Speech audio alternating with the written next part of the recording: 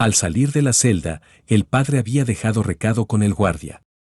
La pobre criatura. Decía el padre. Está tan confundida por sus pecados que sus palabras no encuentran coherencia. He obrado de acuerdo con los designios del Santísimo. La uní con él en el sacramento de la confesión. Aún así, debe pagar por sus pecados según los designios de la ley. El sacerdote decía esto mientras se acomodaba su camisa debajo del pantalón. La cremallera aún baja dejaba en claro el presunto sacramento de la confesión del cual hacía referencia. El guardia, reclamando un poco de misericordia para con la joven mujer que estaba en la celda, despachó al cura con indiferencia. Sin poder hacer más dada su condición de empleado del Estado, mantuvo su puesto con la mayor dignidad de la que era capaz. Mientras tanto, en la celda que acababa de dejar el sacerdote, la joven mujer se debatía entre la tristeza, la humillación, la ira, la desilusión y el dolor. Había acudido a aquel venerable sacerdote para que intercediera en su causa. Lo que se obra aquí, padre, es una injusticia. Le reclamaba la joven.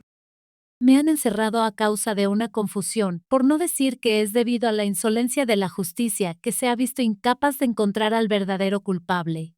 Solo han sabido castigar a una pobre y humilde mujer que no ha tenido nada que ver. El sacerdote ya sabía las implicaciones del asunto.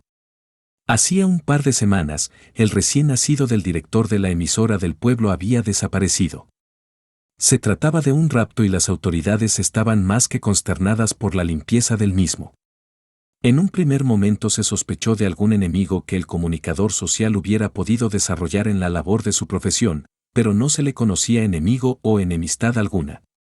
Se investigó el círculo social más cercano e inmediato de la familia y al no encontrar rastro o pista que ayudara a dar con el paradero del recién nacido, se extendió el radio de búsqueda hacia conocidos y amigos. Pero con el mismo infructuoso resultado. No quedó más remedio que lanzar un panfleto público que alertara al pueblo de la desaparición y motivara al mismo la búsqueda del recién nacido. Temo la reacción del pueblo, dijo el comandante del escuadrón de policía del pueblo, conociendo de antemano la tranquila, pacífica y armoniosa atmósfera que constituía la idiosincrasia del pueblo. Era inevitable que el pueblo no se alarmara. Aquella noticia sí que representaba una novedad en los días comunes del pueblo, donde todo pasaba con una tranquila parsimoniosidad, las campanas de la parroquia que levantaban al pueblo a las 6 de la mañana. El personal de granjas, tiendas, supermercados, oficinas, movilizándose para un día más de trabajo. Los niños y adolescentes con su respectivo uniforme de saco azul y pantalón gris moviéndose en manada hacia las puertas del colegio público. Los vendedores ambulantes, los transeúntes y uno que otro turista que se refugiaban del penetrante sol de la mañana bajo la sombra de los sauces del parque principal. Todo con igual dedicación y motivación, un día calcado del inmediatamente anterior. Que saliera entonces una noticia de la desaparición de un recién nacido cambiaba el efecto enternecedor de la vida del pueblo. ¿Cuándo había ocurrido la última tragedia? La vez que la vieja ruca mató al marido. Recordó don José Escobar, tomándose su tradicional copa de aguardiente mañanero para acostumbrarse al calor de la mañana. Cuando lo encontró con la muchachita esa que decía ser prima de un patrullero de la comisaría.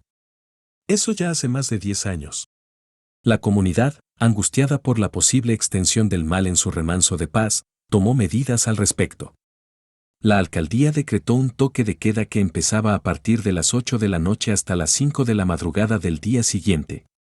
Pero todo el pueblo se guardaba en sus casas desde las 6 de la tarde pasadas, cuando las luces artificiales trataban de espantar ese presunto peligro que llegaba al pueblo. Se reforzó la patrulla nocturna por todas las calles y se abrieron líneas de reacción inmediata por WhatsApp y las redes sociales de la alcaldía como de la estación de la policía. Asimismo, la tienda de don Jesús Cabrera, cerrajero del pueblo, encontró su agosto en este acontecimiento. Nunca había vendido tantos seguros y chapas para las puertas. Al escuadrón de investigación del pueblo se le sumó un grupo de inteligencia enviado desde la capital con el propósito de encontrar al recién nacido y su captor. Pero los días pasaron y las tinieblas alrededor del secuestro se iban haciendo cada vez más espesas. La comunidad, al paso del tiempo, se ponía cada vez más nerviosa y ansiosa.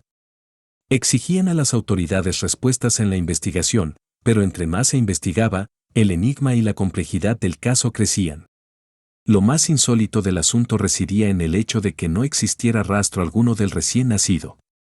Ya no se pretendía encontrar entonces al recién nacido con vida, pero se insistía por encontrar por lo menos el cuerpo, o parte del mismo, pero ni cuerpo, ni partes, ni rastros de sus ropas fueron encontrados. Era como si la tierra misma se lo hubiera engullido, sin decir nada o solicitar permiso. La situación ya estaba tomando tintes bastante siniestros. Aunque no se presentó ningún otro caso de rapto, secuestro o desaparición, la gente había perdido la alegría y la confianza no solo con los vecinos del pueblo, sino con los mismos miembros de cada núcleo familiar. Las calles permanecían solas la mayor parte del tiempo y el silencio se acomodaba con la escalofriante certeza que solo sabe invadir a un pueblo fantasma. Esa perspectiva del pueblo callado, mudo y agazapado en sus casas recordaba lo que hacía unos años había sido la pandemia de COVID-19. Esta también es una pandemia, dijo algún día el comandante de la policía. solo que esta es de miedo y desconfianza. Cuando peor parecían las cosas, el cuerpo del recién nacido apareció de pura casualidad. Un grupo de jóvenes estudiantes, aburridos por el estado de pánico y estancamiento del pueblo, decidió romper con las normas restrictivas y se metió en la espesura de la maleza de los cerros orientales. Mientras jugaban a los detectives en búsqueda del recién nacido raptado, uno de los perros acompañantes comenzó a escarbar en la tierra húmeda. Sin saber cómo ni por qué, los jóvenes encontraron el cuerpo calcinado del recién nacido enterrado un par de kilómetros montaña adentro. Lo que las autoridades intentaban hacer desde hacía ya unas 4 semanas, un grupito de jóvenes desocupados lo hizo en una sola noche. Allí no solo estaba el cuerpo del recién nacido, las autoridades encontraron más partes de cuerpos ya en descomposición y huesos, lo que parecía ser una fosa común. Así que el descubrimiento dejó más dudas que certezas. La población, más alarmada aún con el recién descubrimiento, exigió la cabeza de los responsables, pero como aún no había responsables. Aparentemente, alguien tenía que pagar, alguien tenía que hacerse cargo, alguien tenía que ser castigado, y a la población no se le ocurrió mejor idea que la de reclamar la cabeza de las autoridades. A falta de culpables, culpar a los que debían dar con los culpables. Las autoridades, impotentes, se vieron obligadas a dar conformidad con las exigencias de la población que estaba enardecida. Así, se acusó a una joven mujer que hacía poco había llegado al pueblo. Valía más la cabeza de una desconocida antes que la propia, pensaban. Esa presunta desconocida era nuestra querida joven llamada Teresa. Se acusó, procesó y capturó a la responsable que poco pudo hacer para demostrar su inocencia. Desesperada, solo supo acudir a la cabeza eclesiástica del pueblo dada su ferviente afición al régimen católico que sus padres bien habían desarrollado en ella. El sacerdote acudió al llamado, movido más por la curiosidad que la misma misericordia. Curiosidad que se vio alimentada por el reporte del comandante del cuerpo policial. Se trataba de una mujer aún joven. Esto fue lo único que interesó al sacerdote. Al ingresar a la celda, la joven se lanzó indecorosamente a sus pies, llenando sus zapatos de lágrimas y súplicas para que intercediera sobre ella. El sacerdote, experto en consolar almas angustiadas, primero obró con misericordia, invitando a la mujer a calmarse y realizar sus confesiones al Santísimo usándolo a él como intermediario. A su vez, el sacerdote aprovechó su supuesto rol para sacar provecho de sus corrompidas pasiones y de la vulnerabilidad de la joven dama. Hija mía, Le consoló el sacerdote. conozco tus desgracias, pero ahora mismo, poco se puede hacer. El sacerdote le refirió lo complicado de su situación a causa de las fuertes acusaciones que pesaban sobre ella. Padre, entienda que es una injusticia. A pesar de la presunta influencia, se aprovecharon de mí. Es verdad, hija mía, pero en estas circunstancias poco se puede hacer. ¿Qué quiere decir, padre? ¿No me puede ayudar? Bueno, puede que algo se pueda hacer, pero... El sacerdote, ya sacudido por la pasión, alargó una mano sin vacilar hacia el pecho de la joven dama, que contenía la suavidad, frescura y firmeza que tanto alegraban al sacerdote. En un primer instante, la joven se sobresaltó, pero dada su situación, dejó que el sacerdote obrara. El hombre así lo hizo, dejando de lado su sotana de cura para mostrar el lado más carnal y macho de su ser físico. La joven mujer se dejó poseer, no sin cierta inquietud y duda a causa de los métodos. Después de aquello, el sacerdote no volvió a la celda, a pesar de que Teresa lo convocó en varias oportunidades. Era evidente que la visita solo se trataba de un capricho masculino, cosa que ofendió el orgullo de la joven mujer que creía en aquella afrenta una exigencia para poder interceder en su causa. Era fácil culpar a Teresa del rapto y homicidio del recién nacido. Las autoridades tenían la garantía del valor de su palabra más por costumbre que por simple lógica o verdad aparente. Se armó una triquiñuela muy bien armada, que comprometía a Teresa desde incluso antes de que llegara al pueblo. Para ello, se valieron del sacerdote, que culpó a la mismísima Teresa de intentar tentarlo en su visita a la cárcel. Esa pobre criatura está atormentada por el mal de la lujuria y la obscenidad. Razones más que suficientes para que el pueblo, sediento de venganza, reclamara con más ahínco la vida de la mujer, pero el sacerdote se interpuso. La pena capital resulta siendo el castigo más justo y necesario para un alma tan desgraciada y corrompida. Pero tengamos en cuenta su edad. El sacerdote se ofreció para hacerse cargo de la joven Teresa. Déjenme hacerme cargo de la mujer. Ofrézcale la posibilidad de que se reconcilie con el Señor. ¿Y quién mejor para hacerlo que el mismísimo sacerdote del pueblo? Teresa, que ya estaba enterada del ofrecimiento para rescatarla de su destino, se negó contundentemente. Prefiero 1000 veces que se me castigue como ustedes pretenden hacerlo. Así se lo comunicó al fiscal del caso, que sabía de las reales intenciones del sacerdote. Señorita, será mejor que acceda. No querrá ver de lo que es capaz un pueblo lastimado, ofendido y vengativo. Resulta que el pueblo sabía lo que era la maldad en estado puro. A alguien se le ocurrió que la pena capital no bastaba. A esa puta es mejor castigarla en vida. Antes que matarla, resulta más conveniente dejarla viva. Que la saquen de la cárcel. De esa forma, cada miembro de la comunidad, cada padre de familia, temeroso por sus hijos, podría desquitarse a su antojo. Las autoridades no se interpondrán. Ellos están con nosotros. Pues bien, el comentario ganó popularidad a tal punto que obtuvo tantos seguidores y fecundadores que lograron persuadir al fiscal del caso, que también era bien conocido por el sacerdote, conocidos por relevancia. Aliados por importancia, amigos de copas, hermanos de pasiones. El fiscal sabía de antemano las intenciones del sacerdote con la joven Teresa. El mismo sacerdote pidió a su amigo fiscal intermediar en su causa. Usted sabe, los dos podemos sacar provecho de ello.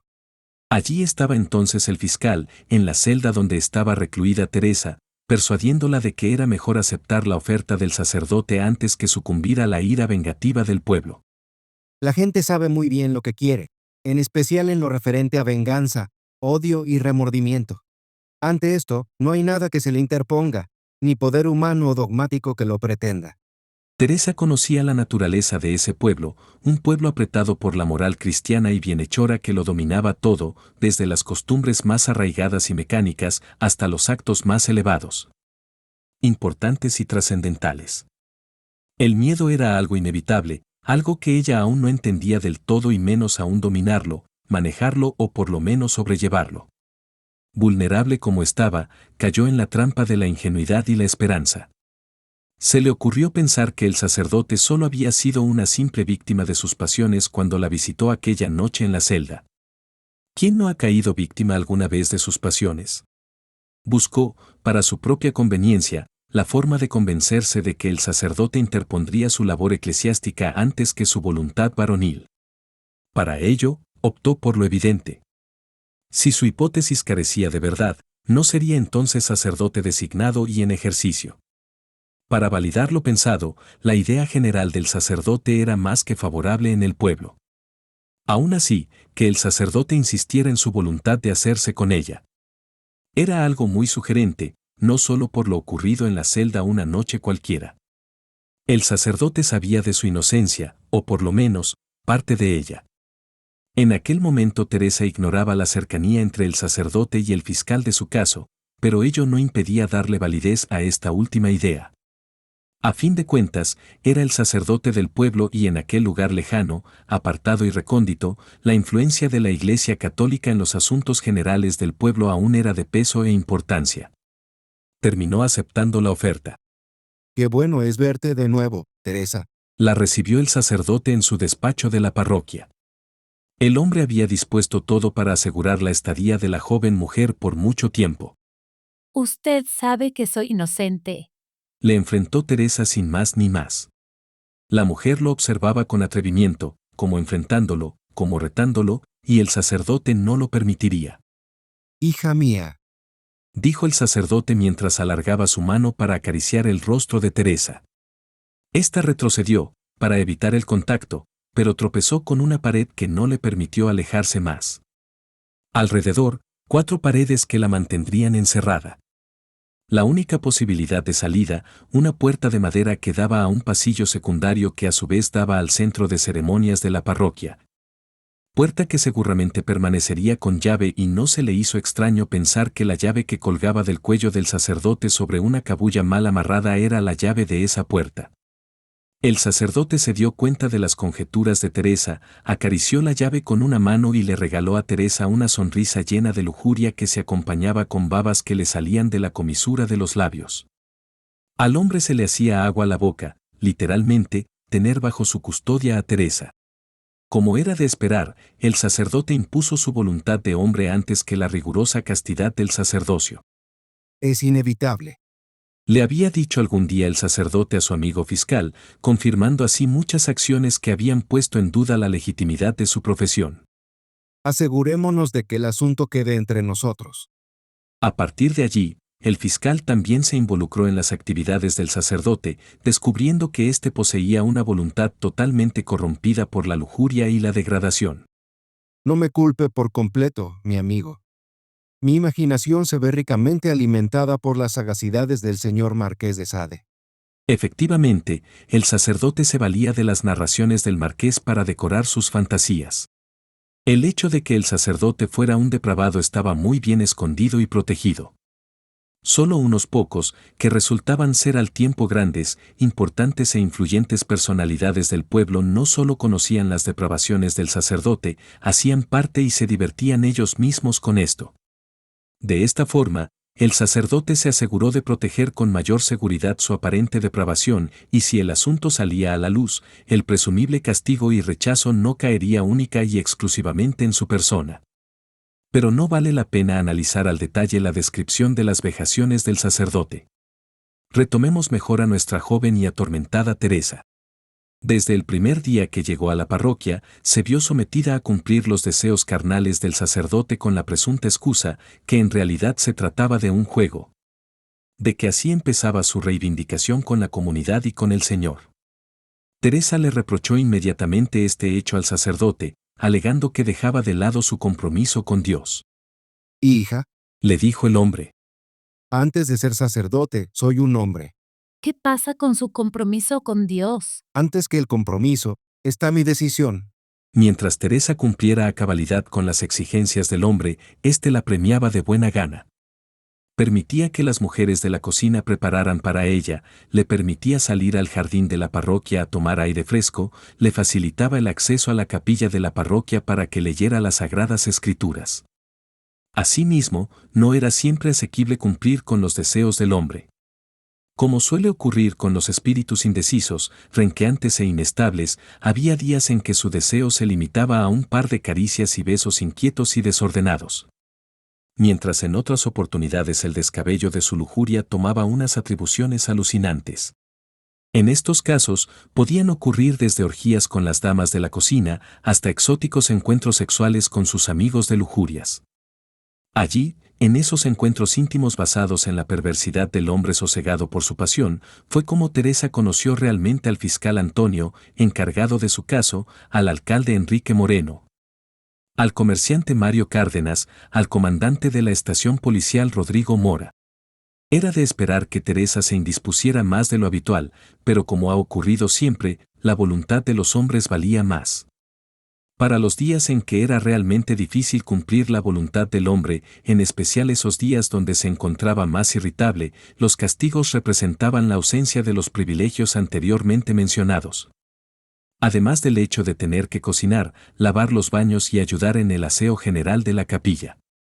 Teresa, progresivamente, se fue acostumbrando al estilo de vida de la parroquia. Le fue fácil hacer amistad con las demás empleadas ya que, como era de esperar, todas eran mujeres, y no solo eso. La tenaz obligación de tener que satisfacer la voluntad del hombre las unía en una forma de camaradería única y especial. Con ellas, le fue mucho más fácil a Teresa soportar ese pequeño aspecto de su nueva vida que no dejaba de ser algo relevante. Resulta que todas las mujeres estaban allí por cierta garantía que el sacerdote les había prometido. Si permanecían allí sumisas, silenciosas en lo referente a lo que en el interior más íntimo de la parroquia ocurría, él les garantizaría la supervivencia no solo de ellas mismas, sino de su familia y sus hijos. Porque todas allí tenían hijos.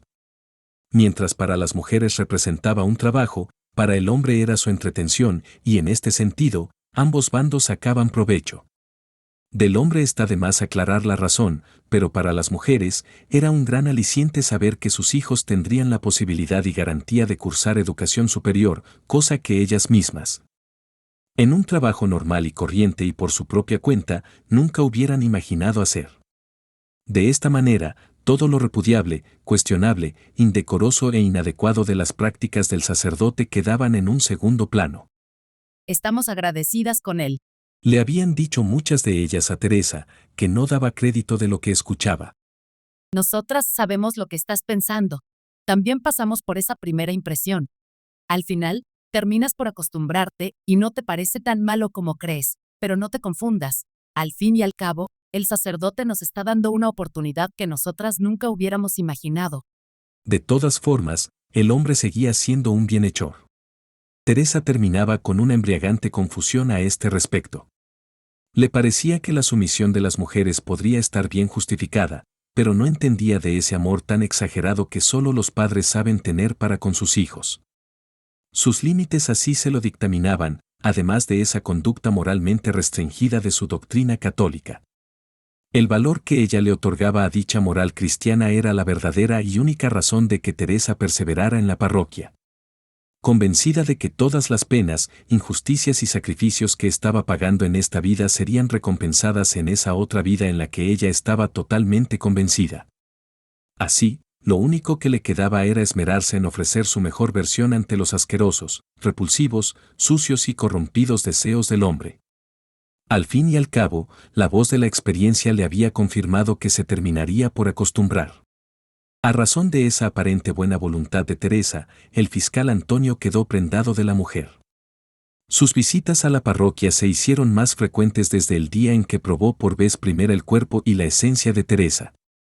Aunque le repugnaba compartir su deseo con ese viejo babeante y asqueroso que era el sacerdote, disfrutaba de sus turnos en las afrentas con Teresa. Inevitablemente, el fiscal cayó en la trampa del enamorado, que cree recíproco el goce en las tormentas calurosas del cuerpo en batalla de gloria. Te has convertido en la favorita del fiscal. Le había dicho algún día el sacerdote. El fiscal, a su vez, le había solicitado al sacerdote permitirle momentos de intimidad exclusivos con Teresa. El sacerdote, maravillado ante la potencial ventaja que eso concedía a su favor contra el fiscal, accedió. Pero recuerde que ella es de mi dominio. Evidentemente, el fiscal tuvo que pagar ciertos honorarios, no exclusivamente monetarios, al sacerdote por dicho favor. Cosa que hacía sin miedo ni reproche, así de cegado estaba. Teresa, venga conmigo. Le propuso en esa primera oportunidad de intimidad el fiscal. La sacaré de esta posilga. Quiero hacerla mi mujer. Nada le faltará. La amaré y la respetaré como ningún hombre ha amado y respetado a mujer alguna. Con su mirada de asombro, Teresa alteró al fiscal que esperaba otra reacción. ¿Por qué me mira así, Teresa? ¿Es que no me cree? Teresa solo supo mover su cabeza en gesto negativo. Yo la amo, Teresa. ¿Es que no se entera? Yo sé que usted siente algo por mí. Esto último terminó de configurar el asombro. ¿Cómo podía tomar esto Teresa? ¿Y qué hay de su mujer? Eso no importa, Teresa. Nos vamos a separar. Ya no nos soportamos. Estoy aburrido de esa mujer. El hombre, que de cierto modo se había confabulado para destruirle la vida y llevarla como prisionera sexual del sacerdote del pueblo, ahora le confesaba su amor. Déjeme demostrarle cuánto la amo, Teresa. Y el fiscal se dispuso a poseerla. Teresa, mientras tanto, dejó que el hombre obrara, porque esa era la voluntad del sacerdote, pero no lo hizo como solía hacerlo cuando estaban los tres. Ante la ausencia del sacerdote, ya no había razón para fingir buena voluntad. Ella solo aseguraba dicha disposición ante la presencia de este último, ya que así envalentonaba el pecado y, en consecuencia, alimentaba la supuesta recompensa que le esperaba. Ante el fiscal, ¿qué necesidad de voluntad? Se dejó poseer entonces con desgano, cosa que desconcertó al fiscal, que se esmeró en complacerla a ella también. Teresa se encontró con una actitud totalmente ajena a la costumbre a la cual la mantenía el sacerdote. El fiscal se comportaba con recato, esmero, caballerosidad y, lo que supo interpretar Teresa, cierto atisbo de amor y cariño. Teresa sintió pesar por el fiscal, que había sido el primer y único hombre que buscaba algo más que simplemente su satisfacción propia y corporal. Finalmente, el fiscal estalló en un éxtasis de placer, alegría, realización y amor. Teresa, vámonos hoy mismo, ahora mismo. Escapémonos del pueblo. Le garantizo que nada le faltará. Todo lo que quiero y necesito es estar a su lado. A Teresa le parecía curioso que solo bastara con una escena en la cama para enamorar a un hombre. Era algo tan básico y elemental, que terminaba siendo aburrido y simple, difícilmente se trataría de una verdad. Así que asumió los trucos del fiscal como un estratagema para engatusarla y hacer de ella su propio juguete sexual. El fiscal se retiró con la promesa de que volvería para enamorarla y llevársela con él. Le parecía graciosa la manera de obrar del fiscal, tanto, que compartió la anecdótica experiencia con el sacerdote. Este, por su parte, escuchó con anómalo interés. ¿Con qué así están las cosas? El fiscal nunca más volvió a la parroquia y el sacerdote limitó sus orgías comunales con los demás miembros de la sociedad del pueblo. Unas semanas después, a Teresa le llegó la noticia de que el fiscal había muerto en un accidente de tránsito. Una lástima. Pretendió fingir el sacerdote. Lástima que sí supo acongojar a Teresa, que descubrió en este hecho una presunta verdad que se le había escapado. Al parecer, el fiscal sí estaba enamorado de Teresa. De esta forma, Teresa solo debía guardarse para el sacerdote, que ya había dejado de leer al Marqués de Sade para concentrarse en otros asuntos correspondientes a su edad y su posición. El tiempo así pasó, los encuentros entre Teresa y el sacerdote se fueron menguando progresivamente. A su vez, Teresa se fue acostumbrando de a pocos a esta rutina de vida, como le habían dicho sus compañeras, hasta llegar a considerarse no solo la mujer del sacerdote sino de la parroquia misma. Tengamos en cuenta que, para estas alturas, el sacerdote ya sobrepasaba los 60 años. Su cuerpo ya le pasaba factura de todas las atribuciones y exageraciones que se había tomado hasta aquel entonces, y reconociendo en Teresa la buena voluntad de mantener el orden en la parroquia, le fue dejando la batuta de a pocos, progresivamente. Entonces sus encuentros dejaron los aspectos carnales de lado para concentrarse en las eventuales obligaciones de carácter litúrgico que la parroquia mantenía con la comunidad. Pero padre, esto no va en contra de los estatutos de la Iglesia. No te preocupes, hija mía. Tú eres mi aliada, mi mano derecha, mi adepta. De todas formas, la gente solo necesita a alguien que los organice. Yo te doy la orden y tú la acatas. Es como si yo mismo lo hiciera. También tuvo la potestad de dirigir y comandar al resto de mujeres del hogar, que encontraron en este cambio de administración un alivio para su esfuerzo y dedicación.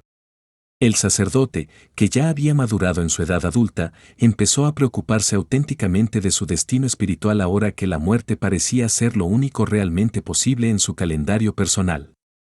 Evidentemente, esto alegraba de sobremanera a Teresa, que dejaba de lado ese rol de juguete sexual para poner en práctica de forma real y auténtica esa fe de la que tanto había aprendido y que hasta ahora le había servido para sobrellevar todo el calvario que había tenido que vivir. Además, supo reconocer en este nuevo sacerdote al hombre fiel, moderado, respetuoso, honesto y caballeroso que en un principio pensó que era. Después de 10 años en la parroquia, Teresa ya estaba totalmente acostumbrada a la vida parroquial y otro estilo de vida le parecía descabellado y poco prudente. Si bien la aversión que la comunidad había engendrado contra ella se había apaciguado, no se podía dudar de que allá afuera existiría él o los que aún esperaban la oportunidad para vengarse del presunto delito que ella había cometido, pero el pueblo ya sabía de la inocencia de Teresa. El fiscal, el mismísimo que la condenó a la reclusión sexual en la parroquia y el mismo que le confesaría su amor en el secreto de la intimidad, había dejado una nota de rectificación antes de su muerte. Se podría afirmar entonces que el fiscal sospechaba de su aparente destino por algún motivo y dejó esa nota de rectificación asegurando que Teresa Martínez, la protegida del sacerdote del pueblo, era inocente de todos los crímenes que se le habían adjudicado. Con pruebas, reclamos y declaraciones escritas, se reveló todo el entramado que se armó para adjudicarle el crimen. ¿Y el verdadero culpable, entonces? Después de tanto tiempo, retomar todo el proceso tomaría recursos, gastos, dolores de cabeza y demás molestias que nadie estaba dispuesto a asumir. Después de tanto tiempo, la impunidad había ganado la batalla. Al fiscal no le alcanzó tampoco el tiempo para desentramar toda la red de pederastia que se había incubado en la intimidad de la parroquia. Para él, era más importante el bienestar de Teresa, por eso había priorizado su inocencia antes que la culpabilidad del sacerdote. ¿Y al culpar al sacerdote no hubiera, a su vez, garantizado el bienestar de Teresa? Puede que la inocencia de Teresa se hubiera revelado como toda la suciedad que manejaba al pueblo. Puede que este pueblo hubiera perdonado a Teresa. ¿Y qué hubiera hecho ella allí afuera? Si una cosa sabía el fiscal sobre el sacerdote, es que este último era muy prudente con sus cosas personales, y la prudencia es una virtud del cuidado. Si bien en la parroquia Teresa tendría que seguir bajo la sombra lujuriosa del sacerdote, el fiscal estaba convencido de que no le faltaría techo, alimento, un lugar donde dormir. Además, estaba convencido de que el sacerdote, tarde o temprano, tendría que lamentarse por su vejación lujuriosa, y a la primera a la que le pediría perdón por eso sería a Teresa. Digamos entonces que el fiscal, ciertamente convencido de su trágico porvenir, le encomendó a Dios la protección de su Teresa, y éste le recompensaría el auténtico y real gesto de amor que el fiscal tuvo con ella. De haber sabido Teresa de la existencia de dicho documento, no hubiera dudado por un instante que se trataba de la última demostración de amor por parte del fiscal.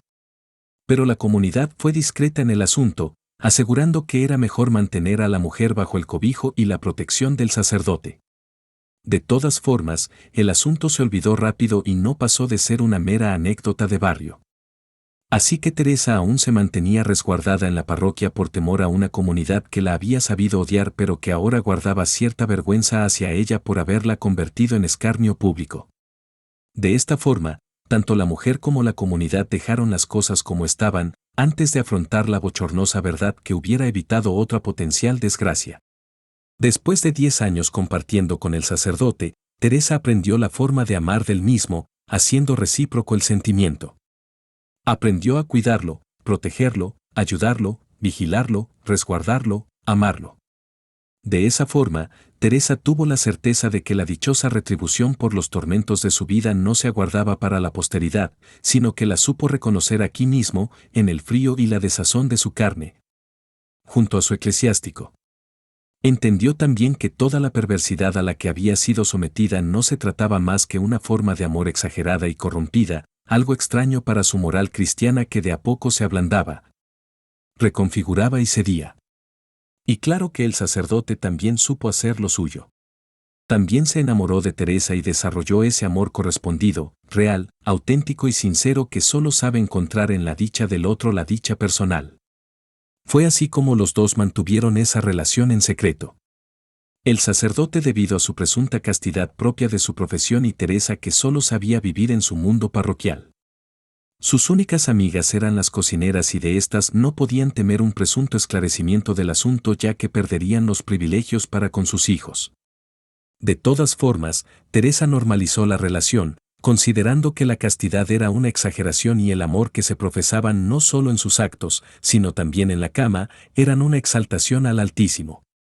Claro que el sacerdote alimentó esta idea en Teresa, pero para el hombre ya pasado en años la angustia de no saber corresponder a su mujer le fue ganando terreno. Así fue como se dio a conocer la noticia. El sacerdote había pedido al obispado un reemplazante para su puesto. Es justo y necesario. Claro que era justo y necesario. El amado sacerdote, el fiel creyente en la doctrina del Marqués de Sade, se había ido sin más, sin decir una sola palabra, sin despedirse siquiera. Estaba claro entonces. No era amor lo que el sacerdote profería a Teresa. Puede que el amor sea recíproco, pero no necesariamente tiene que significar lo mismo para los implicados.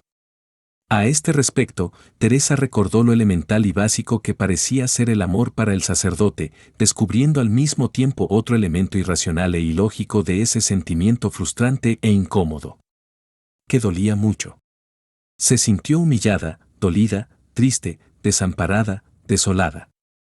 Se sintió como aquella primera vez que se cruzó con el sacerdote, cuando éste se aprovechó de ella ante su vulnerabilidad. Volvió a sentir el frío oscuro de la celda, la soledad sosegada que le respiraba en la nuca y la hacía cada vez más pequeña, más insignificante. Claro que este sentimiento se incrementaba dada la evidente diferencia entre una celda y una parroquia. Se sentía ingenua, estúpida, inocente, necia. Se sintió como el fiscal reclamándole a ella misma lo que él sentía por ella, entendiendo que tal vez el presunto accidente del que fue víctima el fiscal no necesariamente debía ser de tránsito. Se sintió sola, abandonada, desprotegida, ignorada. Se sintió como muchos aficionados en la fe aguardando por el milagro bajo la cruz. Una soledad y un silencio que no pueden ser lógicos para alguien que se ha mantenido firme en su propósito religioso. Ya no le quedaba nada de fe. Toda se la había llevado el sacerdote debajo del brazo en forma de Biblia. En la puerta de la parroquia, el nuevo sacerdote ya estaba recibiendo oficialmente el sacramento de la Eucaristía que le correspondía dirigir a partir de ahora. Era un joven alto, moreno, de peinado formal y bien ordenado, apuesto, agresivo y decidido en la mirada, pero cariñoso y cordial en sus formas. Le dieron a conocer a Teresa como la señora de la parroquia, aunque ella aún se sabía mantener como una joven que estaba aprendiendo las costumbres de las señoras de la comunidad. Mientras Teresa recibía la mano del joven sacerdote, pensaba que solo le quedaba una forma de reivindicación, pero dudaba entre dos posibilidades. Amor o venganza.